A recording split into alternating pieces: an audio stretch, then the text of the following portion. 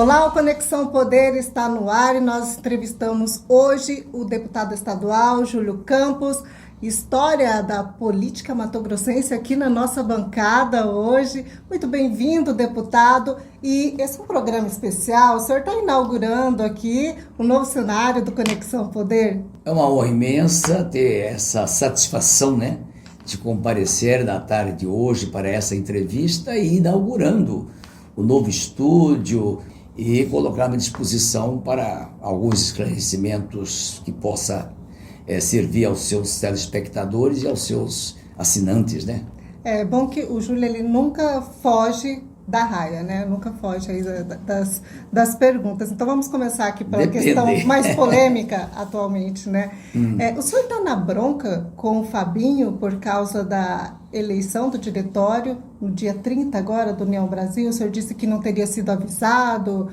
disse até que seria uma fraude. Depois o Fábio Garcia, que é o presidente atual do partido, colocou que teria avisado, teria isso lá na ata do partido e tinha falado com o senhor também. Como é que está isso? Resolveram? Realmente nos causou surpresa e até um pouco de decepção a atitude tomada pelo presidente Fábio Garcia e alguns outros membros do partido, no sentido de convocar, na calada da noite praticamente, uma convenção estadual com a participação de apenas 22 municípios. Ora, Mato Grosso tem 141 municípios. O que nós tínhamos combinado no início do ano? É que o Diretório Regional abriu a possibilidade da eleição dos novos diretórios municipais e que, inicialmente, seria eleito o 22 via da preferência para onde o prefeito fosse da União Brasil e tivesse possibilidade de ser reeleito nas eleições municipais do ano que vem, eles fariam o diretório imediatamente sob a liderança do prefeito, mas não excluindo os velhos aliados do antigo DEM, que são os fundadores do partido. Antes do DEM era PFL, antes do PFL era PDS, antes do PDS era Arena. Então nós temos um trabalho de 50 anos. Agora, deputado Júlio Campos, surge aí em meio às articulações do cenário nacional a possibilidade de um novo grupo político em Mato Grosso.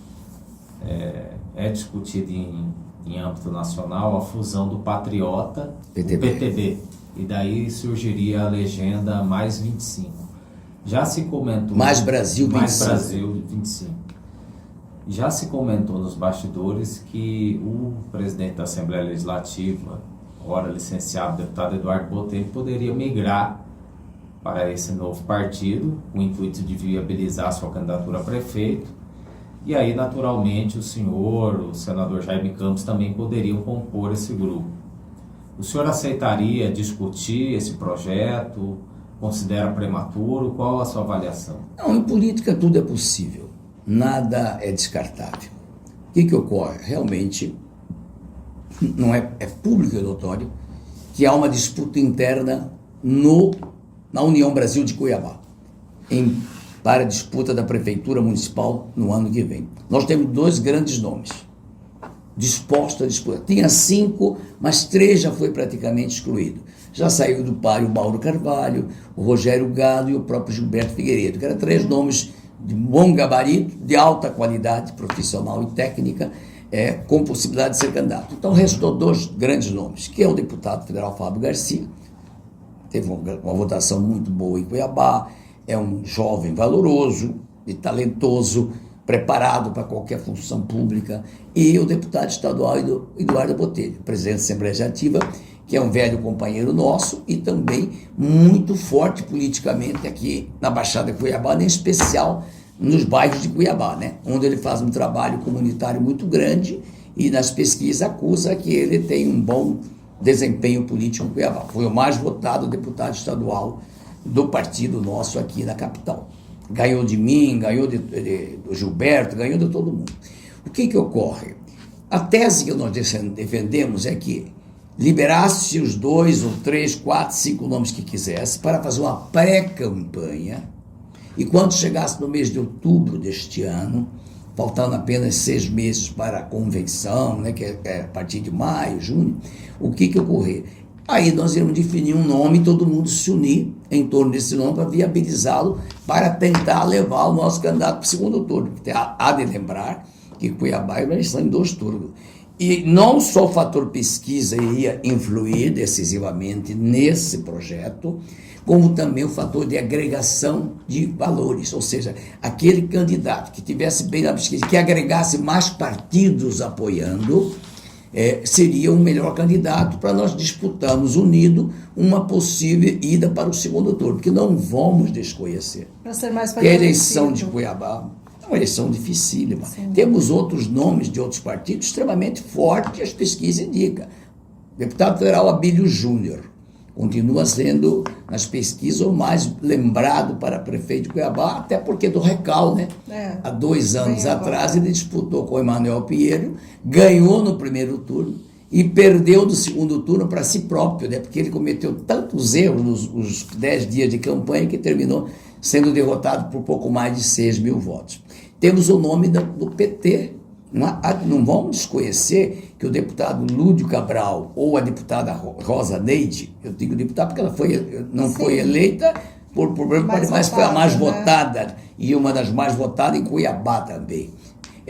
São nomes que poderão enfrentar com possibilidade de ir para o segundo turno com a força do governo federal, a força do PT, da militância, que sempre foi muito atuante em Cuiabá. E também temos a força do Emanuel Pinheiro, do prefeito Emanuel Pinheiro, que está ensaiando o nome do vice-prefeito Estopa, que é um homem muito conhecido nos bairros, com muito serviço prestado aqui na capital, que tem todo o potencial também. Não podemos desconhecer que a força do Emanuel Pinheiro, no mínimo, é 25% do eleitor de Cuiabá ainda é do pinheirismo, como diz o termo, como ele disse. Então, nós temos 4 bons candidatos para ir 2 para o segundo turno. Então a gente tem que ter muita habilidade, muita unidade.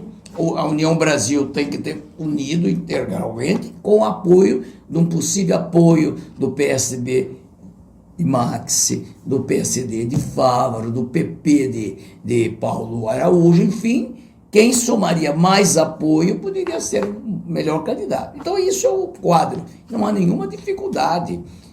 Temos um relacionamento muito bom pessoal, não só com o Botelho, como também com o Fábio Garcia, até porque o Fábio foi suplente de senador de Jaime Campos, né? E Jaime Campos, no momento que ele mais precisava, licenciou do Senado e deu oportunidade para ele, em 4 meses, recuperar a sua imagem, né, de bom parlamentar, para ter essa votação de quase 100 mil votos para deputado federal. O deputado Eduardo Botelho teve 50 e poucos mil votos no estado, né? Do União Brasil foi o mais votado, né? Então, são quadros, agora tem que ter bom senso e equilíbrio, mas não é com essa desagregação que está sendo feita nas últimas horas que o partido vai estar unido, né? Sim. E pode, ocorrendo esse fato, pode realmente haver uma mudança de partido, e esse partido União Mais Brasil 25, né? É uma sigla muito simpática, até porque o nosso número sempre foi 25, agora viramos 44, que é mais ligado a Bolsonaro, né? Né? Mas em todos os casos, né? Vamos aguardar, convidados estamos, o presidente nacional já convidou o senador Jaime, convidou o deputado Diomada Bosco, já telefonou para a gente convidar, mas está tudo na expectativa. Por enquanto não há nenhuma decisão nesse sentido. Agora, deputado, com essa larga experiência do senhor de ex-prefeito, ex-governador, ex-senador, como se diz em Mato Grosso, o senhor próprio mesmo gosta, o senhor é o ex-tudo, né? É melhor ser futuro alguma coisa. Hoje, na sua avaliação, quem teria um perfil mais inclinado para assumir o poder executivo? O deputado federal Fábio Garcia ou o deputado estadual Eduardo Botelho?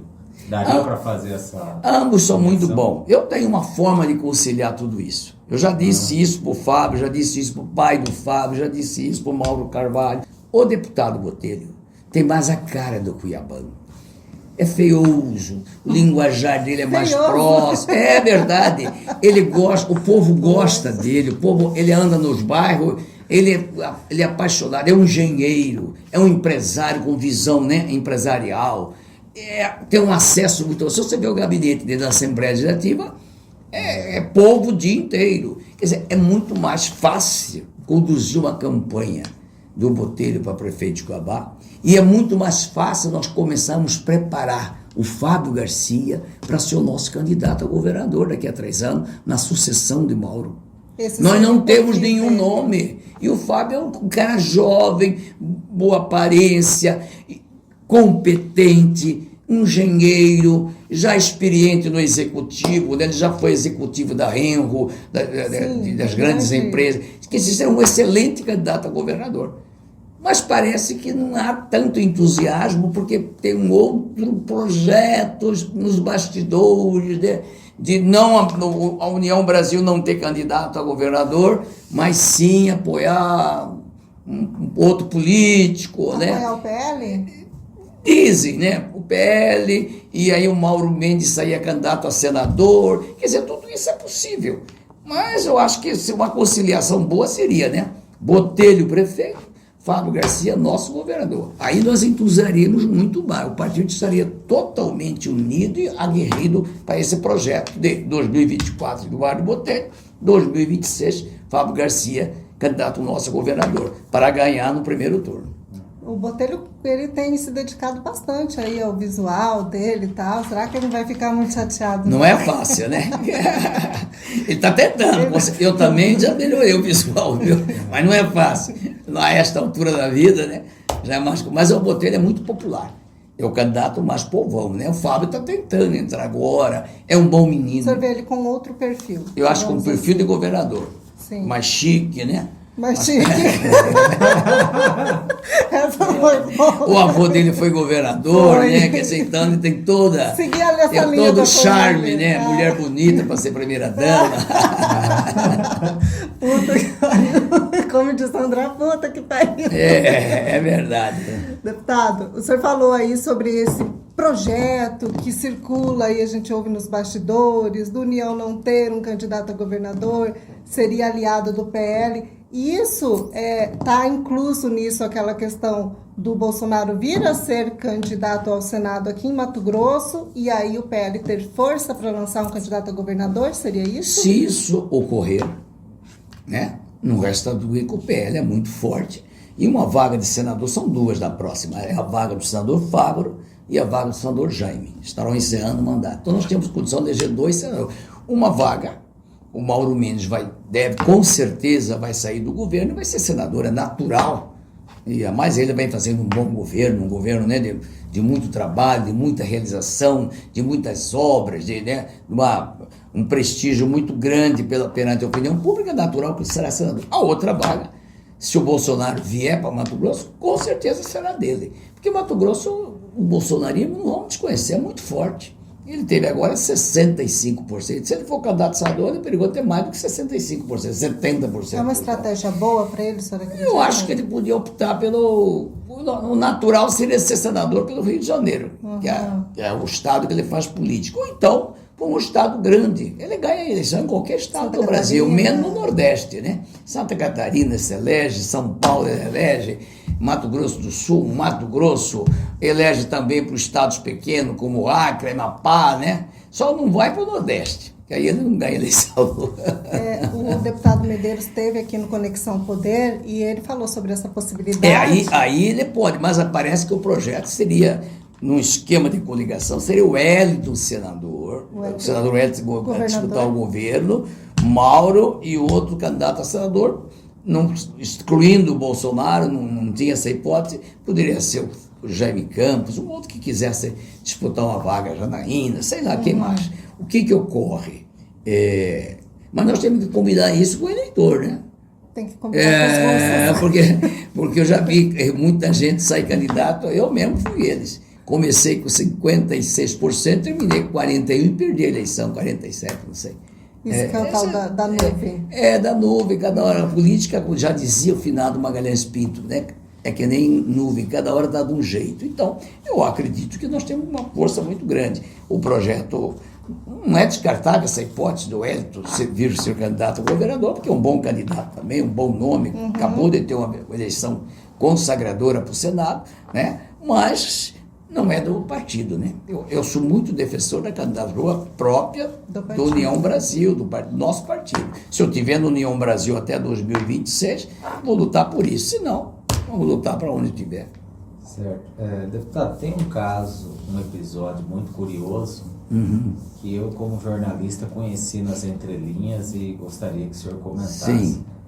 Em 2017 eu fui a Brasília, tive a oportunidade de almoçar com consultores do Senado, depois fui até recebido pelo ex-presidente da República, o ex-senador Fernando Collor de Mello, e o próprio Collor me contou uma história curiosa, que em 1989 o Collor, governador em Alagoas, planejava ser candidato a presidente da República e convidou o senhor para ser candidato a vice-presidente da República, mas não houve o aceite.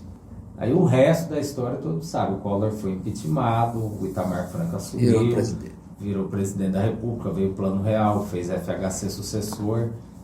O senhor de fato bateu na trave ali para ser presidente da República? Eu fui lembrado, eu tinha sido governador de estado e um bom governador, acho que fiz um grande trabalho, saí com um prestígio muito grande, fui eleito deputado, ao invés de ser senador, eu optei em ser deputado federal para a Assembleia Constituinte em 86, porque com a minha candidatura a federal, eu levava 2, 3 companheiros para a Câmara, e realmente eu levei 3 companheiros na minha legenda, né? O Jonas, o Biratã, essa coisa. E aí o que ocorreu? E lá em Brasília, eu, como ex-governador e deputado constituinte bastante atuante, um grupo de políticos, alguns já entusiasmados com a candidatura do governador das Alagoas, Fernando Collor de Mello, começou a movimentar de que seria muito bom uma dobradinha Nordeste e Centro-Oeste, 2 cidadãos novos, 2 caras jovens. Eu estava com 40 anos e o Collor com 40 anos, né? Então seria uma fusão de juventude. Mas aí quando veio a possibilidade, alguns deputados falavam com ele, o governador um dia brincou comigo, vamos lá, quero ver.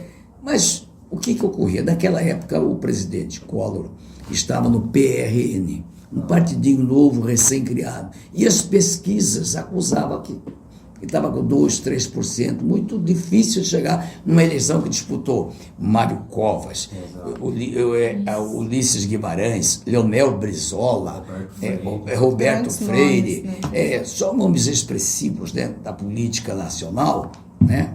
Paulo Maluf, tanta gente forte. Mas o que era o interesse maior? Era que eu era compadre do Paulo Maluf.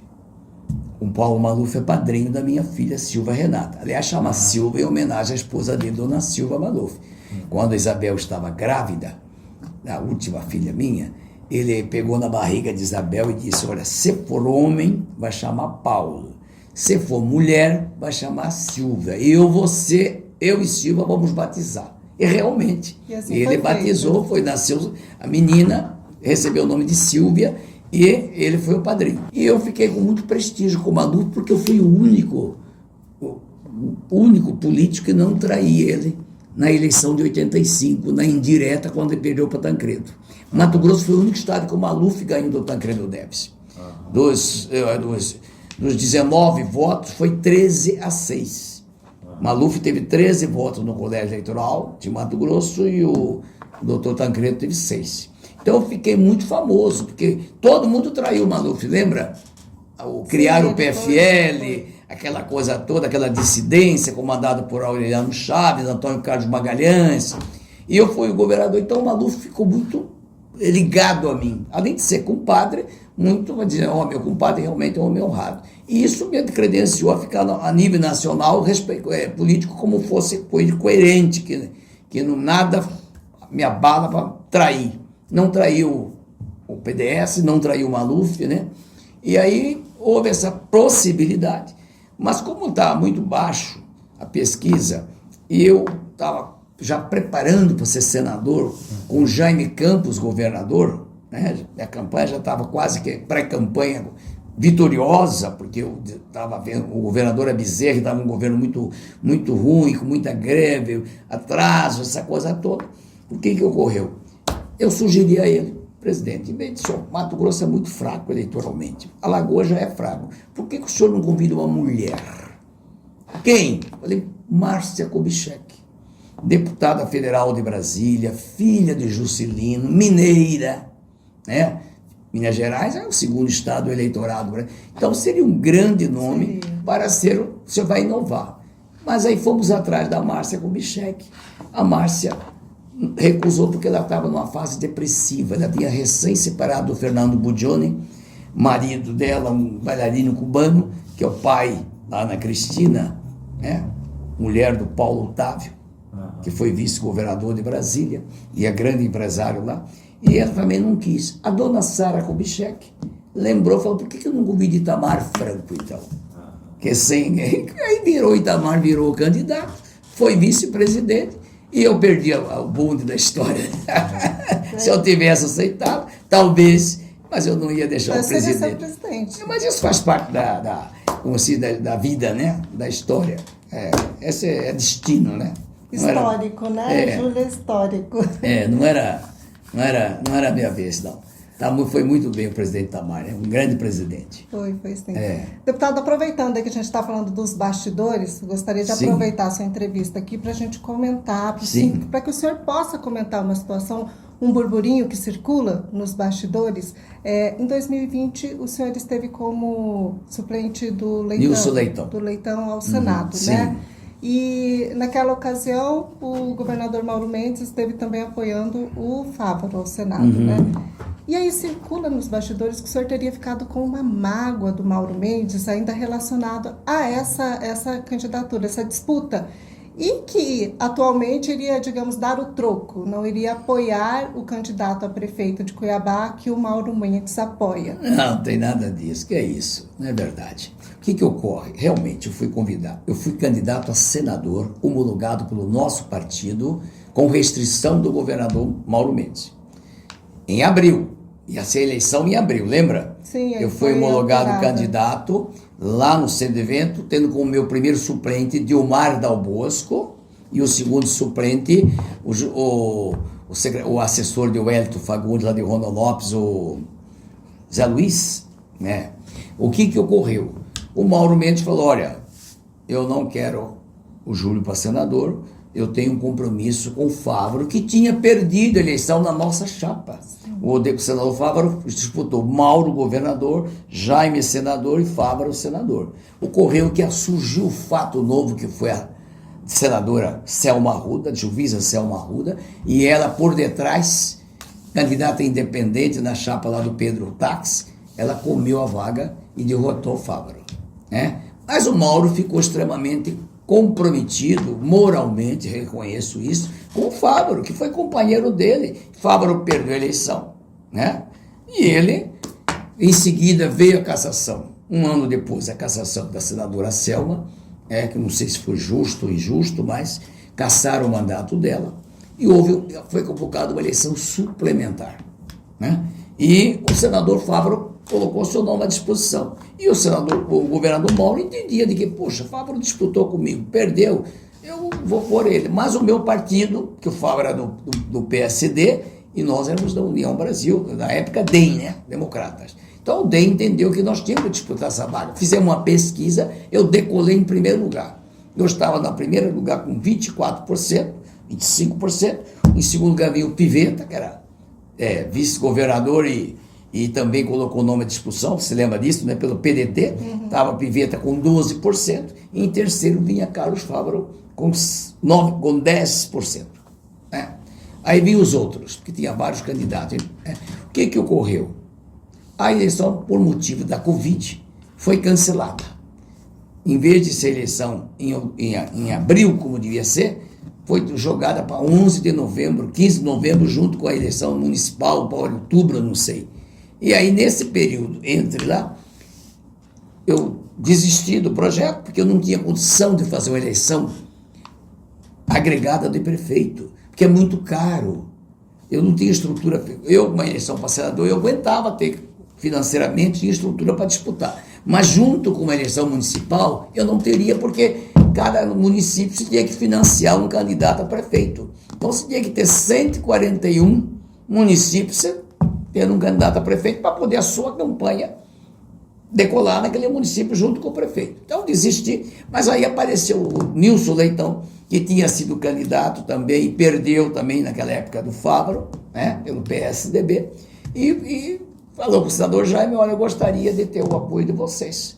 O Jaime Campos deu o apoio imediato para ele, né, sem consultar o partido, sem consultar o governador, achou que ele tinha que apoiar o Nilson, que era muito amigo nosso, tinha um bom relacionamento, né, e me indicou para ser primeiro suplente, né.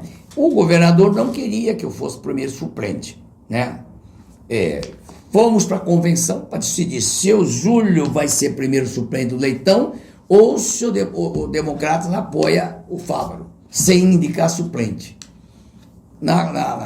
Ia ter uma votação, nós mobilizamos toda a base, os delegados do partido do interior para vir para Cuiabá, mas um momento antes do acordo, vendo o racha que ia acontecer, né, o Mauro Mendes decidiu abrir mão, ele falou: não, o partido fica com o Leitão, Júlio será candidato a suplente e eu peço autorização para apoiar o Fávaro. O partido entendeu, é melhor assim, vai o Mauro apoiar o Fávaro com o seu grupo e nós ficamos com o Leitão.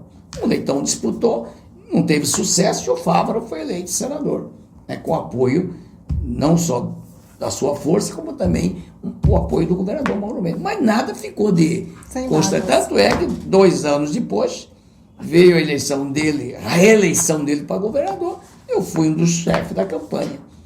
Votei nele, ajudei, gastei para ser deputado estadual na chapa dele, né? Quer dizer, então, política não tem direito de guardar mágoa, né? Política é cada eleição, uma eleição, sem mágoa, sem ressentimento. Tanto é que eu sou da base dele na Assembleia.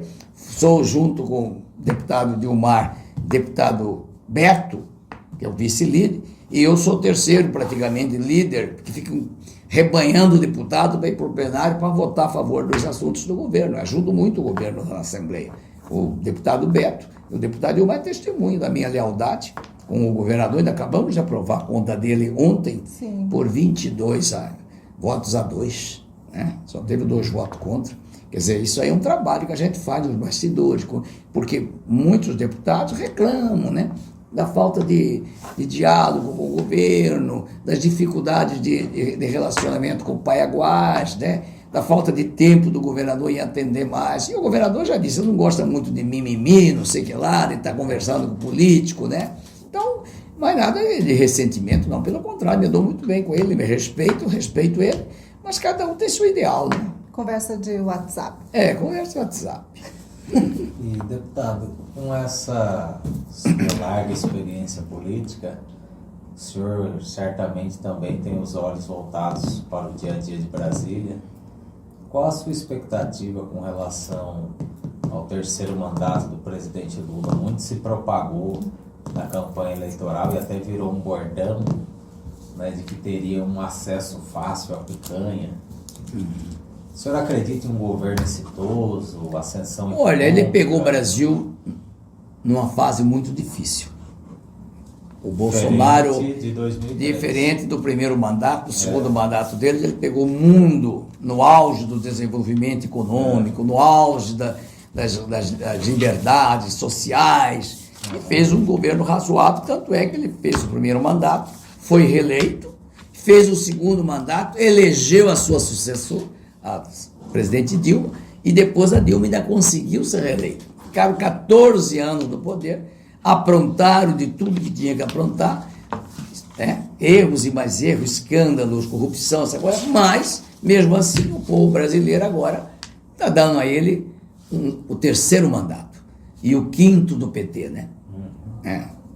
Então, só que o quadro é diferente. Hoje a economia do mundo não é a mesma, o Brasil vive momentos difíceis, mas eu torço para que ele tenha êxito, porque o êxito do governo federal é o meu êxito, é o êxito de você, é bom para todo mundo. Não desejo maldade, temos que reconhecer que eu não votei nele e não votaria, eu votei contra gosto, mas votei em Bolsonaro, porque não tinha muita opção, né? Na primeira vez já tinha a opção do Alckmin, né?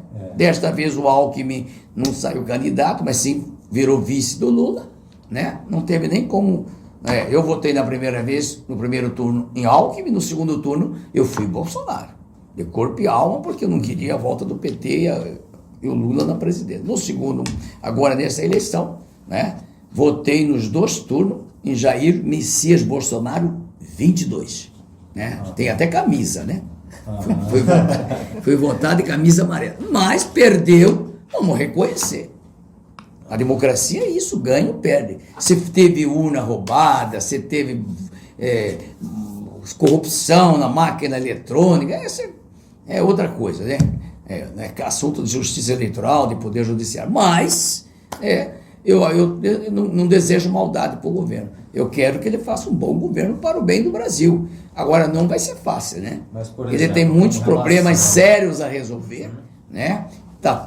Ele briga com o Banco Central por causa de juro. Meu parente ilustre, o Roberto Campos Neto, que é filho, né, originário nosso aqui de Mato Grosso, parente nosso aqui do Livramento. O que ocorre?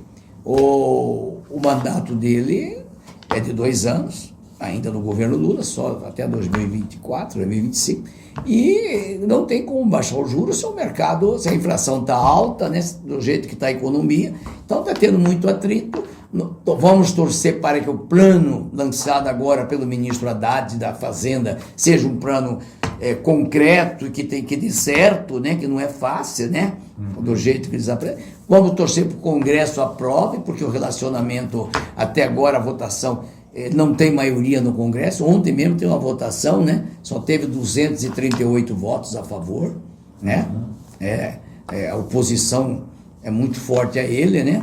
Pela primeira vez o presidente não tem uma base concreta, né? Mesmo distribuindo o ministério, até mesmo para a União Brasil, emplacou 3 ministros lá, mas não está conseguindo dar os votos da bancada da União Brasil no Congresso a favor do governo. Então, quer dizer, é um momento difícil, o Lula tem que fazer muito esforço, e eu acho que também está pecando muito pela língua, né?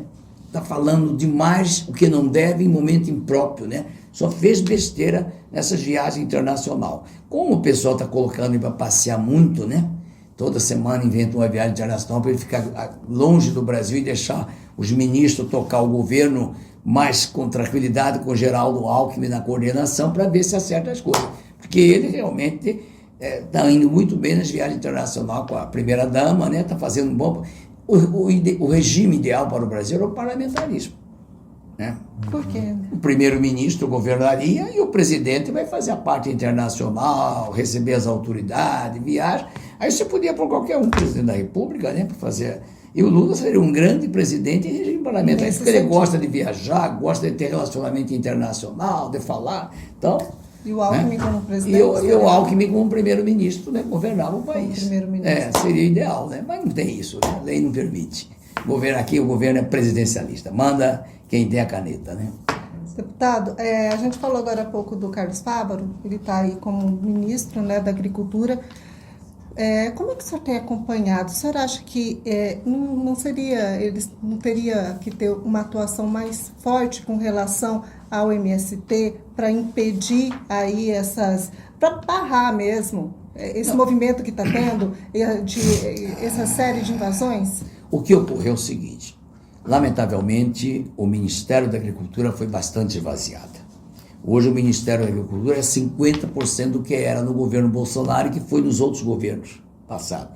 Porque perdeu a política agrária, perdeu a política do abastecimento do país, que saiu de lá o INCRA, saiu de lá o CONAB, saiu de lá a política ambiental, o CAR, que hoje foi para o Ministério, quer dizer, foi retalhado, ficou um pedacinho do que era o Ministério da Agricultura, ele perdeu muita força. Mesmo assim, ele tem feito um esforço muito grande, tem tudo para ser um grande ministro, o Congresso vai rejeitar, pode anotar, essas medidas que o presidente Lula tomou, assessorado pelo pessoal da esquerda, para esvaziar o Ministério da Agricultura, vai sofrer a rejeição do Congresso agora por ocasião da votação da medida provisória. Vai ter um movimento muito grande para que a política agrária volte para o Ministério da Agricultura, para que a política ambiental volte sob o comando da agricultura e para que a política de abastecimento seja também da agricultura. E não do jeito que está hoje. A CONAB, o INCRA foram lá para o Ministério Ministério do Desenvolvimento Agrário, que foi colocado na mão do deputado da esquerda de São Paulo, do PT, que é o Paulo Teixeira. Até meu amigo pessoal, foi meu colega, como pessoa é muito agradável. Mas como ministro ele é de esquerda. Então, e se não der um freio no MST, se o Stedley continuar sendo prestigiado, indo na comitiva presidencial para a China, fazendo declaração das mais absurdas lá na China, mandando recado para o Brasil de lá de fora aqui, esse país vai explodir. Já há um movimento muito grande de alguns governadores que não vão concordar. É o caso nosso. O governador Mauro Mendes já falou. Tolerância zero à invasão de terra. O direito de propriedade tem que ser respeitado. E aqui na Assembleia, nesta semana, nós instalamos lá na FAMAT uma frente parlamentar da agricultura. Sim, acompanhei. Que é a FPA, são 17 dos 24 deputados que aderiram a essa frente. Você vê a força estaduais, do Estado estadual. E o federal também, na bancada federal, não tem nenhum deputado de esquerda. Tem dois que são simpáticos ao governo Lula por questão locais que apoiam, que é o deputado Emanuelzinho e o deputado Juarez Costa, que estão na base do governo, mais apoiando o governo Lula do que desapoiando. E a Câmara Federal são 6-2. Os dois do União Brasil, mesmo União Brasil participando com 3 ministros, ministro do Turismo, ministro do Desenvolvimento Amazônico, né, e ministro da Comunicação, os 2 deputados nossos, Fábio Garcia e Coronel Assis, estão na oposição ao governo Lula. Né? Já disse muito claro que não vão. Então, o resultado... E tem muitos governadores que não vão concordar com isso. Então, e você sabe que quem manda nos estados é os governadores. Sim, com certeza. Porque quem tem polícia é o governo estadual. E, deputado, com relação ao futuro, o senhor vislumbra o que em 2026? O senhor pretende uma reeleição? Pretende avaliar um cargo majoritário? Pretende se despedir da política? O senhor já chegou a imaginar isso? O futuro a Deus pertence. Estou pronto para tudo. Estou pronto para encerrar, estou pronto para reeleger e estou pronto para governar. Se precisar, posso disputar o governo de Mato Grosso. Posso disputar o Senado. Não tenho medo de eleição. Eu e o Wilson Santos somos 2 maiores disputadores de eleição do Estado, né? E o Bezerra também, né? Eu estou disputando a eleição desde 72. Não parei, onde vai? Não tenho medo. Já ganhei 7 e perdi 2, quer dizer, não há problema nenhum. Não tenho nenhum plano feito, né, para daqui a 3 anos. Porque, como diz o Jaime Campos, ninguém sabe quem está vivo, né? Já são 2 nomes, então, do União para o governo do Estado, o senhor e Fábio Garcia. Não, eu acho que a preferência dele, se ele aceitar essa incumbência agora, para conciliar, está acertado. Eu posso me reeleger, eu até posso encerrar já com dignidade, né? Com tranquilidade. Eu acho que eu já dei muita colaboração para o Mato Grosso, ainda pretendo dar esses 3 anos de mandato, que me resta 3 anos e meio de mandato, que resta pela frente no Parlamento Estadual. Acho que posso ser útil. Por enquanto eu tiver com inteligência, com saúde, com disposição, não tiver com perna bamba de velho, né, arrastando o pé, eu estou pronto para trabalhar para o Mato Grosso em qualquer função que for designada, né? Com certeza. Deputado, para a gente concluir, são 50 anos, né, de vida política. Sim, completei E agora. esse é o seu primeiro mandato como deputado estadual. Sim. Digamos que eu seja novato na Assembleia. Sim. E como é que está essa vida de novato na Assembleia? Como é que está a questão de ser deputado estadual? Como é que é essa convivência? E os veteranos ali estão indo pedir conselho para o senhor? Olha, está ótimo. Estou gostando muito do ambiente. A Assembleia proporciona muita oportunidade para você fazer um bom trabalho, né? Os deputados convivem muito comigo, todos me chamam de governador ou de senador, ninguém me chama de deputado, né? Porque todos eles são jovens, né? Histórico. Eu sou o mais velho, com 76 anos, o próximo de mim é o Dr. João, 10 anos a menos, né? Aí o resto tudo é na faixa de 45, 50 anos, então... Quando eu era governador, eles eram garotos, né? Estavam na escola, uns deles, o Diego Guimarães disse que ele lembra muito bem a cena. Ele era garoto lá em Guarantã, né? Toda vez que eu ia lá, a escola colocava eles na rua para sacudir bandeirinha, né? A memória que ele tem de Júlio Campos é assim, desde aquele tempo que era garoto. Então, tem vários deputados jovens, me dou muito bem com todos eles, não tenho nenhuma dificuldade de relacionamento, até porque eu acho que nem tenho necessidade de estar, né, formando panelinha, participando. Não, eu acho que sou para cima disso e estou muito fazendo um bom trabalho, quero cuidar muito bem de alguns problemas que vou defender, as bandeiras, a regulação fundiária, lutar para que o povo tenha documento do seu terreno, da sua casa, do seu sítio, da sua chácara, cuidar muito da habitação popular. Está na hora de nós voltar até como tinha a Coab de Mato Grosso, quando fui governador, fiz 40 mil casas populares para a população pobre ter direito a ter uma moradia condigna. Aí está o CPA, o Tijucal, a Muralha do Ouro, o Santa Isabel, tudo foi obra do governo Júlio Campos. Fiz 3 conjuntos em Vaza Grande, em Rondonópolis, em Barra do Garça. E quando a cidade era muito pobre, não tinha como o cidadão comprar casa, eu fazia o projeto Chão de Barro, que a minha saudosa esposa, Dona Isabel Campos, comandava, que era a prefeitura entrava com o terreno, nós entrávamos com material de construção, o Estado, e fazíamos um mutirão comunitário. Eu levava os predeiros do VLP, o prefeito punha os predeiros da prefeitura e o povo, o cidadão próprio, ajudava a fazer a sua casinha.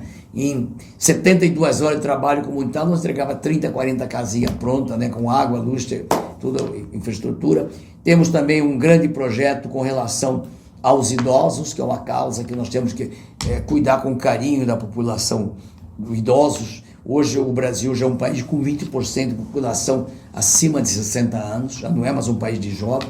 Temos a causa também de construção de casas para recuperação dos drogados, das pessoas que estão envolvidas com droga. Estamos aí agora, começamos junto com o Wilson Santos, com o Diego, a campanha em prol das pessoas com deficiência, em especial o autismo, né, que hoje é muito grande. Hoje nós fizemos um seminário com a participação de professores, técnicos na Assembleia, com as mães dos autistas, com a comunidade que defende essa bandeira, né? Quer dizer, vamos lutar muito também com relação a trazer para Várzea Grande a Unemate, aqui para a Grande Cuiabá, a Unemate, porque a Unemate foi criada por Jaime Campos em 90 e agora é uma universidade estadual e não tem aqui a atuação na Baixada Cuiabana, então queremos cuidar muito. Temos que fazer a política do agroindustrialização do Estado. Não é justo. Mato Grosso é o maior produtor de tudo e não aproveita nada. Enquanto uma fazenda emprega 20, 30 pessoas, uma agroindústria emprega 500, 1.000, 2.000. Você vê, eu trouxe a Sadia da época, hoje é a Malfrig, tem 3.200 empregados em Várzea Grande, no frigorífico. Abate dia e noite, né? Abate 3.000 boi por dia, faz indústria, industrializa carne, faz salame, faz mortandela, faz tudo. A Coca-Cola, eu trouxe naquela época, era prefeito, hoje tem 1.500 empregados, 3 turnos produzindo. Esse é o caminho, né? Então, nós temos que fazer, antigamente dizia, Mato Grosso não pode ser industrial, agroindustrial, porque não tem energia. Hoje nós somos campeões, exportando energia. Eu lembro dessa conversa. Então, eu acho que tenho muita bandeira que eu posso defender na Assembleia Legislativa do Estado. Já estou trabalhando nesse sentido, graças a Deus. Com certeza. Satisfeito, Rafael? Satisfeitíssimo, né? Eu que agradeço. Uma memória viva de Mato Grosso. Ainda, graças a Deus, tenho uma boa memória, né? Se Deus quiser, eu não vou ter Alzheimer.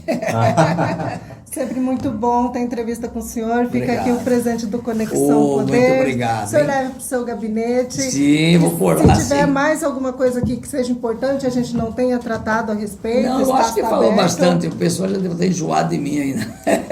Eu tenho só uma última pergunta aqui, Sim. deputado.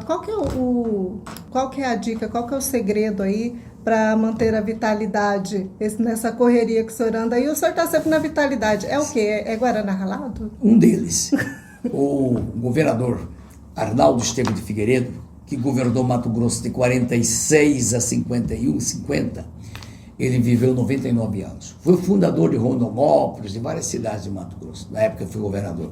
Eu fui visitá-lo, na época era governador, fui a Campo Grande. E visitei todos os ex-governadores do estado que moravam em Campo Grande, antes da divisão, né? E visitei o doutor Fernando, o doutor Pedrociano, o doutor Fragelli e também o doutor Arnaldo. Ele estava com 90 anos na época. Eu perguntei para ele, achei ele trabalhando numa planta lá, que era engenheiro. Mas o senhor está trabalhando? Eu falei, eu trabalho.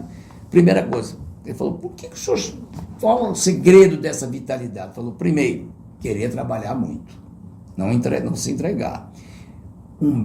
Tomar sempre banho de água fria. Esquece chuveiro de água quente na sua casa. Eu não tenho. Poxa vida. Água fria.